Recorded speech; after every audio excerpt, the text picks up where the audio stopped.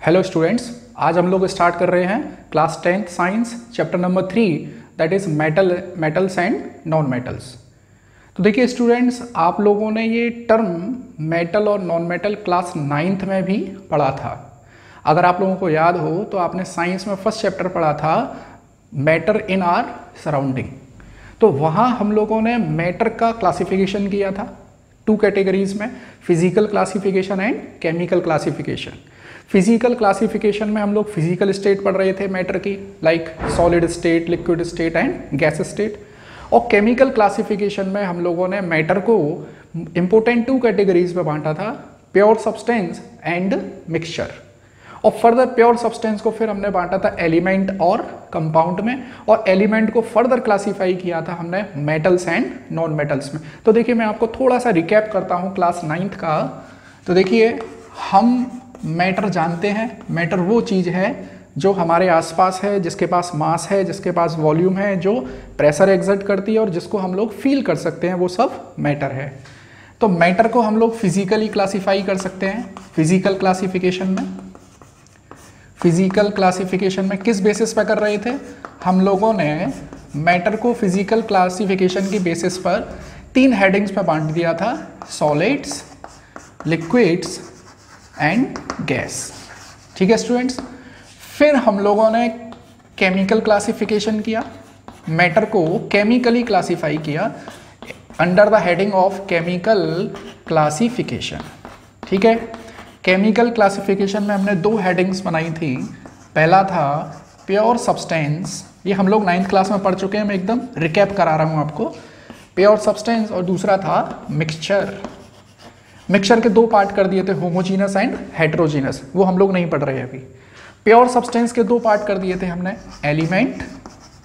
Element और compound. आप लोगों को याद आ रहा होगा, अगर नहीं आ रहा है तो आप लोग क्लास 9th की प्लेलिस्ट में जाकर वो चैप्टर दोबारा से पढ़ सकते हैं। तो एलिमेंट और एलिमेंट के 2 पार्ट कर दिए थे, 3 पार्ट कर दिए थे बेसिकली हमने, metal, non metal and semi metal, या जिसको हम लोग बोल सकते हैं मेटेलॉइड्स। मतलब ऐसे एलिमेंट जिसमें मेटल और नॉन मेटल दोनों की प्रॉपर्टीज पाई जाती हैं, कुछ मेटल की प्रॉपर्टीज और कुछ नॉन मेटल की प्रॉपर्टीज। ठीक है, तो देखिए स्टूडेंट्स, हम लोग अब ये तो जान चुके हैं कि मेटल और नॉन मेटल क्या है, बेसिकली एलिमेंट ही है ये। कुछ एलिमेंट मेटल की तरह बिहेव करते हैं और कुछ एलिमेंट नॉन मेटल की तरह बिहेव करते हैं। मेटल, ये एलिमेंट क्या है? मैटर की प्योरेस्ट फॉर्म, जो केवल एक ही आइडेंटिकल टाइप ऑफ एटम से मिलकर बनी हुई है। ठीक है, अब देखिए हम लोग मेटल और नॉन मेटल को थोड़ा सा फेमिलियर हो लेते हैं इससे। हम लोग देखते हैं कि हम लोग अपनी डेली लाइफ में कौन कौन सी मेटल और नॉन मेटल को यूज़ करते हैं। तो देखिए स्टूडेंट्स, अगर मैं मेटल की बात करूं तो हम लोग अपनी डेली लाइफ में बहुत सारे मेटल की स्टडी करते हैं। मैं कुछ एग्जाम्पल आपको यहाँ पर बताऊंगा। जैसे हम लोग आयरन यूज़ करते हैं, कॉपर यूज़ करते हैं, सिल्वर यूज़ करते हैं, गोल्ड यूज़ करते हैं, मरकरी यूज़ करते हैं। मरकरी कहाँ यूज़ करते हैं? जो थर्मामीटर हम लोग टेम्परेचर मापने के लिए यूज़ करते हैं, अपनी बॉडी का टेम्परेचर, वो मरकरी है उसमें। ठीक है, हम लोग सिल्वर और गोल्ड ऑर्नामेंट्स में यूज़ करते ही हैं। हम लोग लेड भी यूज़ करते हैं, जो हमारे यहाँ फ्यूज़ वायर लगा हुआ है मेन इलेक्ट्रिक सप्लाई में, तो जो फ्यूज़ वायर है वो भी एक लेड से ही मिलकर बना हुआ है। ठीक है, और जैसे आयरन की रॉड है, हमारे घर में आयरन के गार्डर लगे हुए हैं, ये सब मेटल्स हैं। और वहीं अगर मैं नॉन मेटल की बात करूं तो नॉन मेटल जैसे हम अपने एटमॉस्फेयर में जितनी भी गैसेस देख रहे हैं, कौन कौन सी गैसेस हैं? Oxygen, nitrogen, hydrogen, helium, argon. हम लोग यहाँ पर मेटल और नॉन मेटल की कंपैरेटिव स्टडी करेंगे ताकि हम लोगों को कोई भी चीज़ रटने की आवश्यकता ना पड़े। देखिए केमिस्ट्री है, अगर सीक्वेंस में हम लोग कोई भी पढ़ते हैं, कोई भी चीज़ पढ़ते हैं, तो हम लोग वहाँ पे उस चीज़ को रटने की ज़रूरत नहीं पड़ती है और वो चीज़ लंबे समय तक आप लोगों को याद भी रहती है। तो हम लोग पहले पढ़ेंगे मेटल और नॉन मेटल की फिजिकल प्रॉपर्टीज़। आप लोगों की एनसीईआरटी में जो भी एक्टिविटीज़ हैं वो सब मैं इसी में इंक्लूड कर दूंगा। तो हम लोग अगर अच्छे से ये वीडियो ही देख लेंगे तो आप लोगों को एनसीईआरटी बुक पढ़ने की भी ज़रूरत नहीं पड़ेगी। तो देखिए हम लोग स्टार्ट करते हैं मेटल्स और नॉन मेटल्स की फिजिकल प्रॉपर्टीज से मैं स्टार्ट करता हूँ। फिजिकल प्रॉपर्टीज, पूरी एक्टिविटी वगैरह सब इसमें इंक्लूड हो जाएगी। फिजिकल प्रॉपर्टीज किसकी पढ़ रहे हैं हम लोग? मेटल और नॉन मेटल के लिए फिजिकल प्रॉपर्टीज़ यहाँ पर पढ़ रहे हैं, कंपैरेटिव स्टडी करेंगे मेटल और यहाँ पर नॉन मेटल, मेटल और ये नॉन मेटल। ठीक है, कुछ एग्जाम्पल बता देता हूँ मेटल के, जैसे हमारे पास कॉपर है, आयरन है, जिंक है, लेड है, सिल्वर, गोल्ड, ठीक है, और क्या हो सकता है, मरकरी है, ठीक है, सोडियम है, पोटेशियम है, सीजियम है और गैलियम है। मैं वो सारे मेटल यहाँ पे लिख रहा हूँ जो कहीं ना कहीं आपकी एनसीईआरटी में क्वेश्चन से रिलेटेड है। तो हमको एक बार अगर ये पूरी टेबल पढ़ लेंगे तो एनसीईआरटी के मैक्सिमम क्वेश्चन आप लोग इसी टेबल से कर दोगे। हम लोग क्वेश्चन भी करेंगे, देखेंगे। और अगर मैं नॉन मेटल की बात करूँ, carbon, hydrogen, oxygen, nitrogen, phosphorus, sulphur और जितनी भी हैलोजन और नोबल गैसेस हैं, हैलोजन गैस। अब हैलोजन गैस में क्या क्या आता है, हैलोजन गैस में क्या क्या आते हैं, देखो हैलोजन गैस में फ्लोरीन, क्लोरीन, ब्रोमीन और आयोडीन, ये सब हैलोजन गैसेस हैं। फ्लोरीन, क्लोरीन, ब्रोमीन और आयोडीन हम लोग पढ़ेंगे जब हायर क्लासेस में आएंगे, तो इंडिविजुअल हर एलिमेंट को भी हमें पढ़ना है। ठीक है, अब देखिए ये जो मेरे पास मेटल हैं स्टूडेंट्स, इन मेटल को हमें सिंपल देखना है कि ये फिजिकल अपीयरेंस क्या है इनकी, ये दिखने में कैसे है। तो मैं लिख देता हूँ यहाँ पर, पहला पॉइंट ही लिख देता हूँ, अपीयरेंस, ये देखने में कैसे है। तो देखिए हम लोग अगर मेटल को देखते हैं, जैसे कॉपर, आयरन, सिल्वर, गोल्ड, तो कैसे हैं दिखने में, ये दिखने में सॉलिड हैं, सॉलिड। अच्छा, अगर ये सॉलिड होंगे तो डेफिनेटली मैक्सिमम केस में कैसे होंगे, हार्ड भी होंगे, सॉलिड हैं और हार्ड है। अच्छा, अगर कोई मैटर सॉलिड स्टेट में है तो डेफिनेटली इसकी डेंसिटी क्या होगी, ज़्यादा होगी, इसकी डेंसिटी ज़्यादा होगी और मेल्टिंग पॉइंट भी क्या होगा, हाई होगा। तो मैं कुछ पॉइंट्स यहाँ लिख देता हूँ, डेंसिटी हाई, डेंसिटी हाई, और melting point and boiling point ये भी क्या होंगे, ये भी हाई होंगे, हाई होंगे, और हार्ड भी होंगे। सॉलिड हैं तो सॉलिड होता ही क्या है, सॉलिड के अंदर, सॉलिड जो फिजिकल स्टेट है मैटर की, वहाँ पर कंपोनेंट्स या जो कॉन्स्टिट्यूएंट पार्टिकल्स हैं वो क्लोजली पैक्ड होते हैं। ठीक है, अगर मैं यहाँ बात करूँ नॉन मेटल की अपीयरेंस में, नॉन मेटल की अपीयरेंस में, तो देखिए स्टूडेंट्स आपको देखने को मिलेगा कि नॉन मेटल जो है, कार्बन सॉलिड है, hydrogen gas, oxygen gas, nitrogen gas, यहाँ पर फिर हम लोग देखेंगे halogen gas, fluorine gas, chlorine gas, bromine liquid है। ठीक है, कार्बन सॉलिड है। मतलब क्या पता चल रहा है हमको कि नॉन मेटल जो होते हैं वो सॉलिड भी हो सकते हैं, वो लिक्विड भी हो सकते हैं और वो गैस भी हो सकते हैं। अब मैं आता हूं दोबारा से मेटल पर। मेटल की अपीयरेंस में ज़्यादातर मेटल किस फॉर्म में है, सॉलिड फॉर्म में है, लेकिन कुछ ऐसे मेटल हैं जो लिक्विड फॉर्म में भी पाए जाते हैं। तो उसको मैं क्या लिख दूंगा यहाँ पर, उसको मैं लिख दूंगा एक्सेप्शन बना के, एक्सेप्शन। तो वो एक्सेप्शन किसका है, वो मरकरी का है। वो ऐसा मेटल कौन सा है जो लिक्विड फॉर्म में पाया जाता है, मरकरी।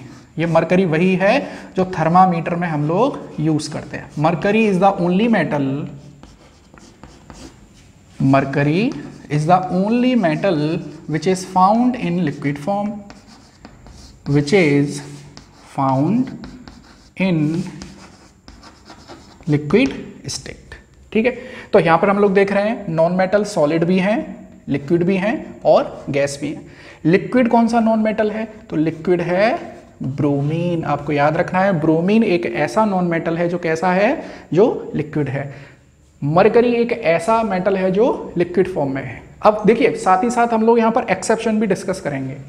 मैंने आपको बताया कि मेटल की अपीयरेंस सॉलिड है और ये हार्ड है, और सॉलिड की जनरल टेंडेंसी होती है कि ये कैसे होते हैं भाई, इनकी डेंसिटी हाई होती है, भारी होते हैं ये, और मेल्टिंग पॉइंट, बॉइलिंग पॉइंट भी इनके हाई होते हैं। मतलब अगर हम इनको हीट करेंगे तो बहुत ज़्यादा हीट देनी पड़ेगी, तब जाकर ये मेल्ट होते हैं, तब जाकर ये बॉयल होते हैं। ठीक है, लेकिन कुछ कुछ एक्सेप्शन है यहाँ पर। वो एक्सेप्शन क्या है, देखो पहला एक एक्सेप्शन तो मैंने यहाँ लिख दिया। अब दूसरा एक्सेप्शन देखिए, हमारे पास जो सोडियम और पोटेशियम है, ये सॉफ्ट मेटल है। हमने क्या बोला कि मेटल जो है वो सॉलिड फॉर्म में पाए जाएंगे मैक्सिमम, लेकिन एक ऐसा मेटल है जो लिक्विड में है। तो जो सॉलिड फॉर्म में वो कैसा होना चाहिए, हार्ड होना चाहिए। लेकिन एक्सेप्शनली सोडियम और पोटेशियम कैसे मेटल हैं, ये सॉफ्ट मेटल है। सॉफ्ट मेटल, सॉफ्ट मेटल का मतलब क्या है कि they can be cut with knife. हम लोग इनको चाकू से काट सकते हैं, जैसे हम लोग पनीर काटते हैं, ऐसे पनीर लिया चाकू से काट दिया। ऐसे ही लिथियम और सोडियम को हम लोग ऐसे सिंपल नाइफ से कट कर सकते हैं। तो ये वाला पॉइंट में लिख देता हूं, they can be cut, they can be cut with knife, they can be cut with knife. ठीक है, एक और एक्सेप्शन देखिए, थर्ड एक्सेप्शन। मैंने आपको बताया था कि मेल्टिंग पॉइंट और बॉइलिंग पॉइंट क्या होता है मेटल्स का, हाई। लेकिन ऐसे भी मेटल हैं जिनका मेल्टिंग पॉइंट और बॉइलिंग पॉइंट कंपैरेटिवली कम है। जैसे हमारे पास है सीजियम और गैलियम। अच्छा, आगे चल के हम ये भी पढ़ेंगे कि सोडियम पोटेशियम पीरियोडिक टेबल में कहाँ आते हैं, क्योंकि हमने एलिमेंट को क्लासीफाई किया है और क्लासिफिकेशन ऑफ एलिमेंट हमारे 10th क्लास में ही चैप्टर है, वो हम लोग पढ़ते हैं पीरियोडिक टेबल वाले क्लासिफिकेशन ऑफ एलिमेंट्स वाले चैप्टर में, वहाँ पर हम लोग इसको डिस्कस करेंगे। अभी के लिए मैं आपको बता दूँ कि सोडियम पोटेशियम और सीजियम ये एक ही ग्रुप में आते हैं। सीजियम सबसे नीचे आता है ग्रुप फर्स्ट में। चलिए, तो ये जो सीजियम है और गैलियम है, इनके मेल्टिंग पॉइंट बहुत लो है। कितने लो है, इतने लो है कि अगर आप लोग हाथ पे लेंगे तो ये लिक्विड फॉर्म में आ जाएंगे। मतलब क्या हुआ कि अगर रूम टेम्परेचर पे तो सॉलिड फॉर्म में है। रूम टेम्परेचर कितना मान के चलते हैं हम लोग, 25 डिग्री सेल्सियस, और बॉडी टेम्परेचर कितना है, 37 डिग्री सेल्सियस। ठीक, तो ये 37 डिग्री सेल्सियस पर मेल्ट हो जाते हैं, तो मतलब इनका कंपेरेटिवली मेल्टिंग पॉइंट क्या है, लो है। तो caesium and gallium melting point very low, they melt at body temperature। ये हमारी बॉडी टेम्परेचर पर ही क्या हो जाते हैं, मेल्ट हो जाते हैं। ठीक है, फिर हम लोग देखें हार्ड का। मैंने बता दिया कि ये सॉफ्ट, सोडियम और पोटेशियम कैसे हैं, सॉफ्ट मेटल्स भी हैं, इनको हम लोग चाकू से कट कर सकते हैं। हम लोग यहाँ आते हैं अपीयरेंस में, ये सॉलिड है, लिक्विड है, गैस। अच्छा, एक पॉइंट और याद रखना है आपको कि मेटल कभी भी गैसियस फॉर्म में नहीं पाया जाएगा। कोई भी metal, none of the metal is found in gaseous form, but non metal can be found in solid state, liquid state और गैस स्टेट। लिक्विड स्टेट में पाया जाने वाला नॉन मेटल ब्रोमीन है। अब देखिए आप लोग, ज़्यादातर मेटल सॉलिड हैं और हार्ड हैं, तो इनके मेल्टिंग पॉइंट और बॉइलिंग पॉइंट क्या होंगे, ज़्यादा होंगे। तो नॉन मेटल के कंपैरेटिवली मेल्टिंग पॉइंट और बॉइलिंग पॉइंट क्या होने चाहिए, लेस होने चाहिए। लेकिन यहाँ पर एक्सेप्शन है, और वो एक्सेप्शन क्या है, देखिए एक एक्सेप्शन है। देखिए यहाँ पे जो मैंने कार्बन लिखा है, इस कार्बन की दो फिजिकल फॉर्म पाई जाती हैं। अब इसको समझ लीजिए, जैसे हम लोग अपने घर में, अपने किचन में आटा लगाते हैं, आटा मारती हैं हमारी मम्मी, और उस आटे से हम लोग कभी कभी रोटी खा लेते हैं और कभी कभी पराठे खा लेते हैं।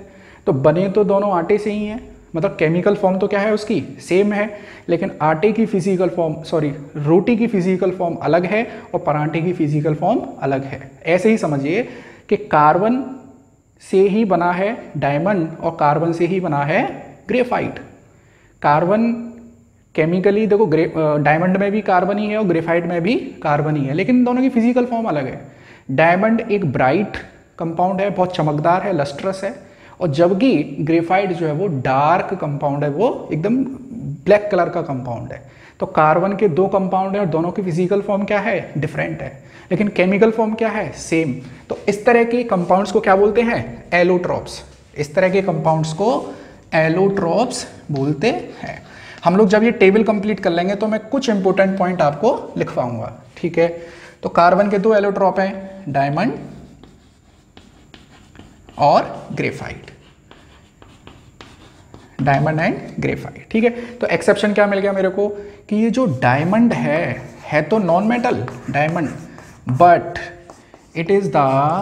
Diamond is the hardest natural substance. Hardest natural substance है ये, मतलब इसका मेल्टिंग पॉइंट बहुत ज़्यादा है, कई हजार डिग्री सेल्सियस में इसका मेल्टिंग पॉइंट आता है। ठीक है, अब हम लोग देखें आगे चल के यहाँ मेटल्स और नॉन मेटल्स को हम लोग कंपैरेटिवली पढ़ रहे हैं और फर्स्ट पॉइंट मैंने यहाँ क्लियर किया है अपीयरेंस। चलिए अब हम लोग देखें कि जैसे मैंने यहाँ पे बोला कि some metals can be cut with knife, कुछ मेटल को नाइफ से काट सकते हैं और कुछ मेटल्स को काटने के लिए हमको गैस कटर वगैरह की ज़रूरत पड़ती है। जैसे हम लोग अपने घर में जब घर बनवाते हैं तो गाटर या सरिया लेकर आते हैं, तो उसको काटने के लिए हमको गैस कटर या बहुत ज़्यादा हमने उसको ऐसे ऐसे आरी से रगड़ना पड़ता है। लेकिन आरी से रगड़ने के बाद जब वो मेटल कट जाता है तो जो नई सरफेस निकल कर आती है वो एकदम शाइनी होती है, शाइनी सरफेस होती है। इसका मतलब क्या हो गया कि मेटल्स जो है उनकी जो सरफेस है वो कैसी है, वो शाइनी है और लस्ट्रस है, चमकदार है। तो फर्स्ट पॉइंट था हमारे पास अपीयरेंस। अपीयरेंस में ही हम लोग पढ़ते हैं अब लस्ट्रस, मतलब चमकदार, लस्ट्रस। मैं यहाँ लिख देता हूँ हिंदी में चमकदार। अगर हम किसी मेटल को काटते हैं तो हमको वो सरफेस कैसी मिलेगी, हमको शाइनी सरफेस मिलेगी, चमकदार सरफेस मिलती है। लेकिन अगर हम लोग नॉन मेटल की बात करें, नॉन मेटल, तो वो नॉन लस्ट्रस हैं। नॉन मेटल में से कोई चमक, उसको काटने पर कोई चमक हमको नहीं मिलती है। नॉन लस्ट्रस, नॉन मेटल कैसे हैं, नॉन लस्ट्रस है, इसमें कोई चमक नहीं होती, चमकदार नहीं होते, चमकदार नहीं होते। ठीक है। अब एक एक्सेप्शन है यहाँ पर, वो एक्सेप्शन क्या है देखिए कि आयोडीन एक ऐसा नॉन मेटल है जो लस्ट्रस है। आयोडीन जो है, आयोडीन के क्रिस्टल्स जो हैं वो वॉयलेट कलर में चमकते हैं। तो exception is iodine, iodine is lustrous. सभी नॉन मेटल नॉन लस्ट्रस हैं, बट एक्सेप्शन है आयोडीन, आयोडीन इज लस्ट्रस, ये चमकदार है। ठीक है। तो देखिए स्टूडेंट धीरे धीरे आराम से वीडियो को पॉज कर करके नोट्स बनाते हुए, देखिए आप लोगों को कॉपी पेन लेके बैठना पड़ेगा अगर आप लोगों को केमिस्ट्री अच्छे से पढ़नी है। थोड़े बहुत एफर्ट तो आप लोगों को डालने पड़ेंगे। ठीक है। अब आते हैं हम लोग सेकंड प्रॉपर्टी, ये अपीयरेंस हो गया मेरे पास। अपीयरेंस में हमने पढ़ लिया है कि सॉलिड है, हार्ड है और ये लस्ट्रस। ठीक है। अब हम लोग आते हैं सोनोरस। सोनोरस, सोनोरस का मतलब होता है जो साउंड प्रोड्यूस करते हैं। अगर हम किसी मेटल को बीट करें हैमर से या किसी लकड़ी वगैरह से तो उसमें साउंड आनी चाहिए, तो सोनोरस को हम लोग बोलते हैं साउंड प्रोड्यूसिंग, साउंड प्रोड्यूसिंग। तो देखिए ज़्यादातर मेटल कैसे होते हैं, साउंड प्रोड्यूसिंग होते हैं, सोनोरस होते हैं। लेकिन नॉन मेटल कैसे होंगे, नॉन मेटल देखिए ये ऊपर वाले का है, नॉन मेटल कैसे होंगे, नॉन सोनोरस। अच्छा देखिए यहीं पे मैं आपको बताऊं, आप किसी मंदिर में जाते हैं तो जब आरती होती है तो वो ऐसे घंटा बजाता है, एक लकड़ी का हैमर होता है उसके पास और उसके पास पीतल का जो है वो एक घंटा टाइप का रहता है, उसको ऐसे बजाते हैं, या ऊपर जो घंटी लगी रहती है उसको बजाते हैं। हम लोग घर में जो पूजा करते हैं ऐसे वाली घंटी जो होती है वो भी मेटल ब्रास की बनी हुई है, हालांकि वो एलॉय है, एक उसमें पीतल है और पीतल में क्या है, कॉपर और जिंक है, मतलब मेटल से मिलकर बनी हुई है। ठीक है। फिर हम लोग देखें थर्ड पॉइंट देखते हैं यहाँ पर, दैट इज डक्टिलिटी, DUCTILITY। अब ये डक्टिलिटी क्या है मैं ब्रैकेट में बता देता हूँ आपको, धागे बनाना। डक्टिलिटी मीन्स धागे बनाना, मतलब हम मेटल को मेटल में से धागे बना सकते हैं। एक एग्जांपल देता हूँ आपको, एक इंटरेस्टिंग फैक्ट बताता हूँ। अगर आपके पास 1 ग्राम गोल्ड है तो आप उस 1 ग्राम गोल्ड को ऐसे खींचेंगे दोनों तरफ से तो आप लोग 2 किलोमीटर लंबा वायर उससे बना सकते हैं। मतलब उसकी जो डक्टिलिटी है बहुत हाई है। तो मैं क्या बोल सकता हूँ कि metal are ductiles, metals are ductile, metals are ductile, धागे बना सकते हैं। और इंटरेस्टिंग फैक्ट मैंने आपको बताया ही है कि 1 ग्राम अगर आपके पास गोल्ड है तो आप लोग इससे 2 किलोमीटर लंबा वायर बना सकते हैं। ठीक है। अगर मैं नॉन मेटल की बात करूं तो non metals are non ductile, इससे हम लोग वायर नहीं बना सकते। आप लोग चाहेंगे हाइड्रोजन गैस का वायर बन जाए तो ऐसा पॉसिबल नहीं है। तो they are non ductile, they are non. अच्छा यहाँ पे अगर मैं डक्टिलिटी को डिफाइन करूं तो it is defined as the tendency of metals that they can drawn या we can drawn wire from metals। हम लोग मेटल से वायर को ड्रॉन कर सकते हैं। लास्ट में जब टेबल कंप्लीट हो जाएगी मैं आप लोगों को इंपॉर्टेंट पॉइंट्स लिखवाऊंगा, वहाँ पर इनकी डेफिनेशन क्लियर कर दूंगा। ठीक है। फिर हम लोग आते हैं फोर्थ प्रॉपर्टी पे, that is malleability. That is malleability. Malleability क्या है, चादर बनाना। देखो मैं हिंदी में इसीलिए लिख देता हूँ ताकि चीज़ें सीधे दिमाग में फिट हों। अगर आपके दिमाग में फिट हो गई तो आप लोग डेफिनेशन तो बना ही सकते हैं। मैलिएबिलिटी का मतलब क्या है? चादर बनाना। आप लोग जैसे लोहे की, जैसे अपने घर में आप लोगों ने देखा होगा कि आसपास लोहे के काम करने वाले मिस्त्री जो रहते हैं वो लोहे को, चादर को ऐसे बीट करते हैं और वो चादर जो है वो फैलती हुई जाती है। तो हम लोग देख रहे हैं कि ये जो मेटल का ब्लॉक है कोई, हम उसको ऐसे बीट करेंगे तो वो फैल जाएगा, टूटेगा नहीं। तो that property is known as malleability. और मेटल्स में मैलिएबिलिटी पाई जाती है, मेटल्स में मैलिएबिलिटी पाई जाती है, लेकिन एक अकेला ऐसा मेटल है जो बीट करने पर टूट जाता है। ऐसे समझिए कि आपके पास एक थर्मोकोल का पीस है, आप उसको हैमर से ऐसे बीट करेंगे तो क्या होगा? क्या उसकी चादर बन पाएगी? नहीं, वो छोटे छोटे उसके जो स्फेयर गोले होते हैं वो बाहर निकल जाएंगे। ऐसे ही एक मेटल है जिंक, अगर आप लोग जिंक को बीट करेंगे तो उसमें से वो पार्टिकल्स की फॉर्म में वो निकल जाएगा। तो all metals are malleable except क्या? जिंक। तो मैं यहाँ पे लिख देता हूँ मेटल्स आर मैलिएबल एक्सेप्शन आ गया मेरे पास जिंक। जिंक कैसा है? Zinc is brittle in nature, मतलब उसको बीट करने पर वो छोटे छोटे पार्टिकल्स में टूट जाता है। और यहाँ पे सभी के सभी नॉन मेटल कैसे होंगे? ब्रिटल होंगे। Non metals are brittles, non metals are brittles. ठीक है, तो ये था फोर्थ पॉइंट, मैलिएबिलिटी। नेक्स्ट आते हैं हम लोग स्टूडेंट्स फिफ्थ पॉइंट। उस फिफ्थ पॉइंट को मैं यहाँ लिख देता हूँ यहाँ पर, that is conductor of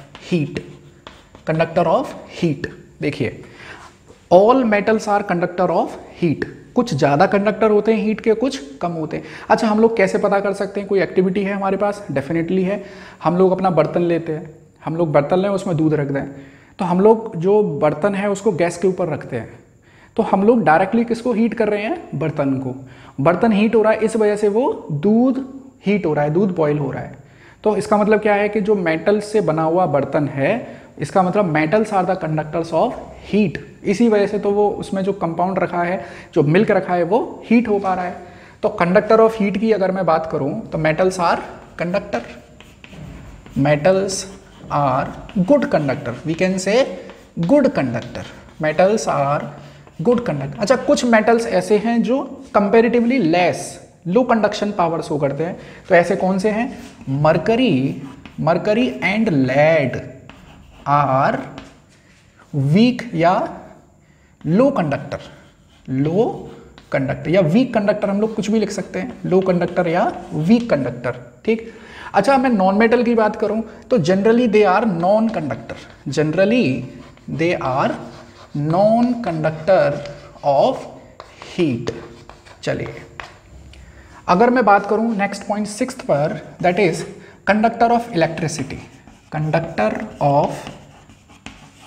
electricity.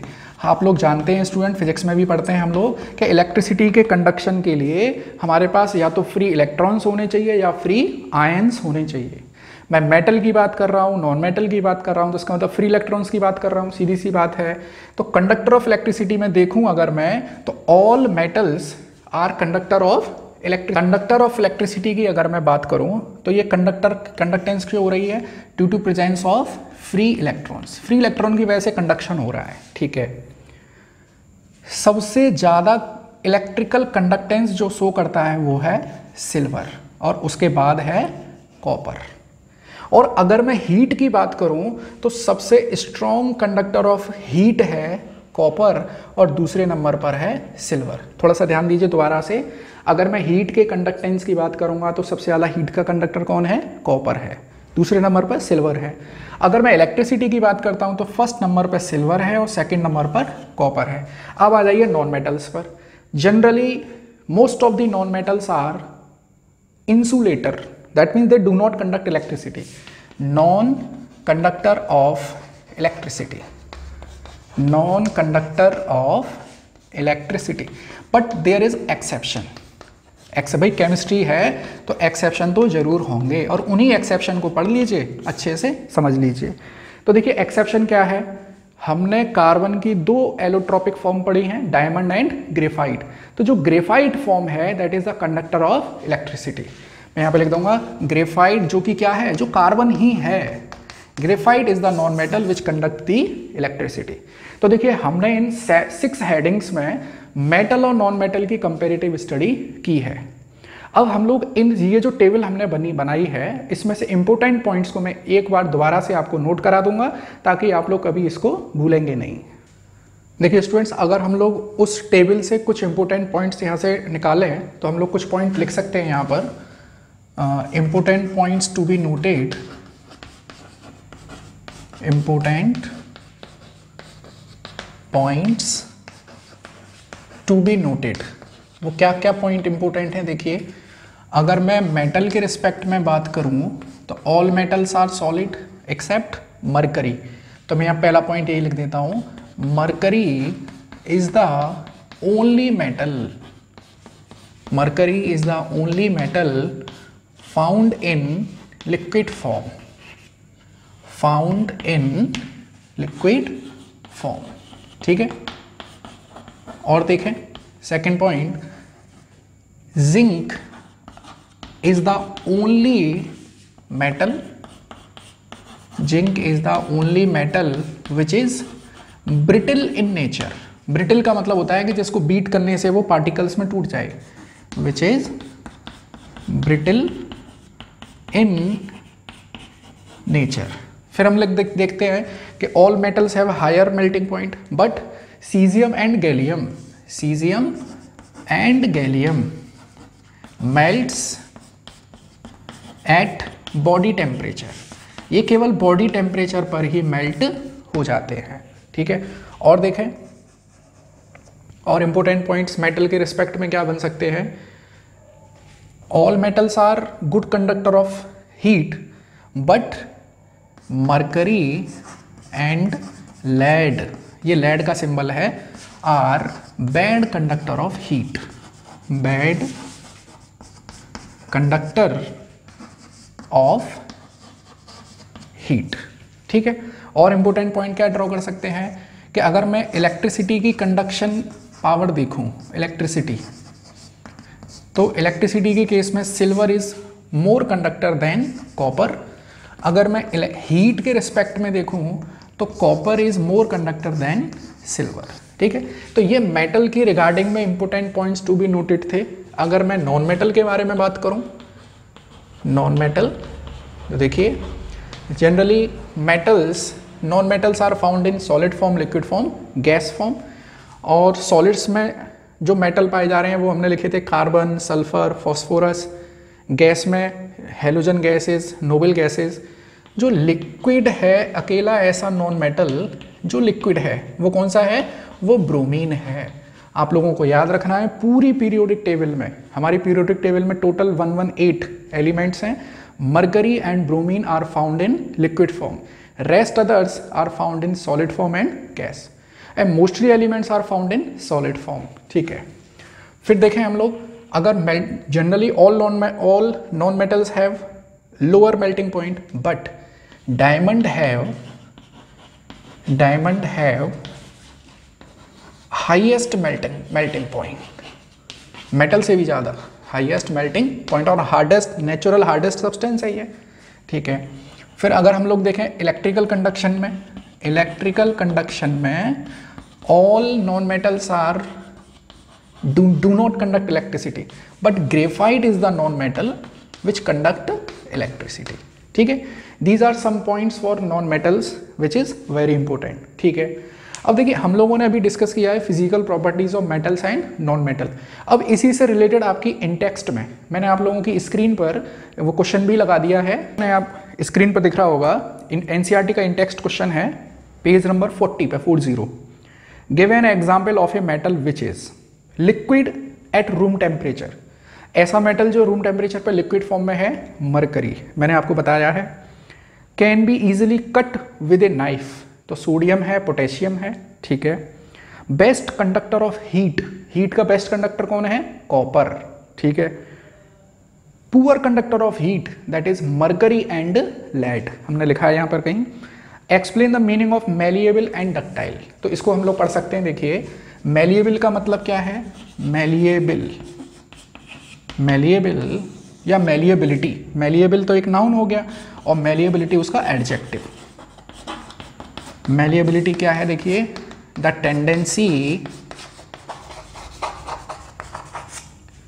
Tendency of element to convert into sheet while beating. उसको बीट करके हम लोग क्या बना सकते हैं, शीट बना सकते हैं वाइल बीटिंग। फिर दूसरा है डक्टाइल। डक्टाइल क्या है, डक्टाइल या डक्टिलिटी, तो ये भी टेंडेंसी है। Ductility, it is the tendency to draw wire from an element. और सबसे ज़्यादा डक्टिलिटी किसकी है, गोल्ड की है। हम लोग 1 ग्राम ऑफ गोल्ड में से 2 किलोमीटर लॉन्ग वायर विड्रॉ कर सकते हैं। ठीक है, देखिए स्टूडेंट, ये था physical properties of metals and non metals. हम लोग नेक्स्ट वीडियो में पढ़ने वाले हैं chemical properties of metals and non metals. मैंने अलग अलग वीडियो में इसीलिए रखा है इसको, ताकि थोड़ा सा कॉन्ट्रास्टिंग रहना चाहिए, सारी चीज़ें एक दूसरे में मिक्सअप नहीं होनी चाहिए। ठीक है, हमने बहुत ही सिंपल तरीके से पॉइंट टू पॉइंट, एक भी क्वेश्चन आप लोग यहाँ से मिस नहीं कर सकते हो। अगर आप लोग ढंग से वीडियो को देखेंगे, नोट्स बनाएंगे, तो कोई भी क्वेश्चन आपसे रहने वाला नहीं है। और वीडियो अच्छा लगा है आपको तो लाइक और शेयर कर दीजिए। Thank you.